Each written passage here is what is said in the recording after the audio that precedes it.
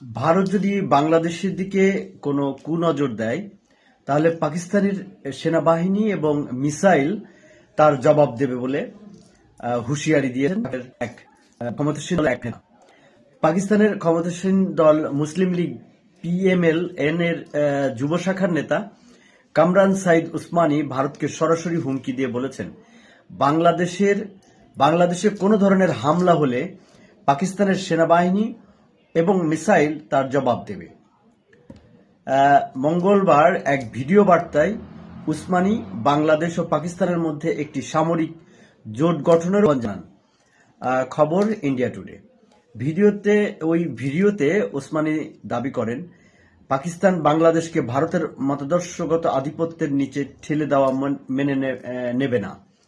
তিনি সতর্ক করে বলেন, ভারত যদি বাংলাদেশের স্বায়ত্তশাসনের উপর আঘাত হানে বা কুষ্টি দেয় তবে পাকিস্তান জবাব দেবে।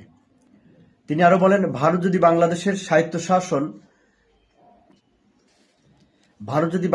স্বায়ত্তশাসনে আঘাত করে, কেউ যদি বাংলাদেশের দিকে কুদৃষ্টি দেওয়ার দুঃসাহস দেখায়, তবে মনে রাখবেন যে পাকিস্তানের জনগণ, সশস্ত্র বাহিনী এবং আমাদের মিসাইল খুব বেশি দূরে নয়। ওসমানী আরও অভিযোগ করেন, ভারতের অখণ্ড ভারত মতাদর্শ বাংলাদেশের উপর চাপিয়ে দেওয়ার চেষ্টা পাকিস্তান সহ্য করবে না। তিনি দাবি করেন, পাকিস্তান এর আগেও ভারতকে কঠিন পরিস্থিতির মুখে ফেলেছে এবং প্রয়োজনে আবারও তা করতে সক্ষম।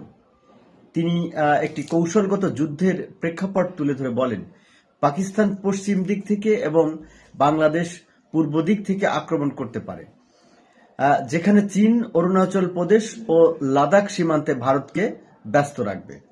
অন্য একটি ভিডিওতে ওসমানী আরও এক ধাপ এগিয়ে পাকিস্তান এবং বাংলাদেশের মধ্যে একটি আনুষ্ঠানিক সামরিক জোটের প্রস্তাব দেন।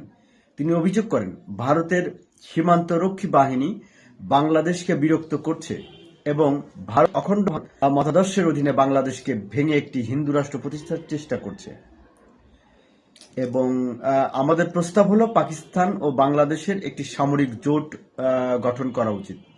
পাকিস্তানের উচিত বাংলাদেশে একটি সামরিক ঘাঁটি স্থাপন করা এবং বাংলাদেশের উচিত পাকিস্তানে একটি সামরিক ঘাঁটি স্থাপন করা। এবং ওসমানী এ ধরনের ব্যবস্থা উভয় দেশে কৌশলগত নিয়ন্ত্রণ শক্তিশালী করবে এবং চীন পাকিস্তান অর্থনৈতিক করিডোরকে বাংলাদেশের বন্দরগুলোর সাথে যুক্ত করবে। তিনি দাবি করেন, যারা বন্দর ও সমুদ্র নিয়ন্ত্রণ করে তারাই বিশ্ব শাসন করে।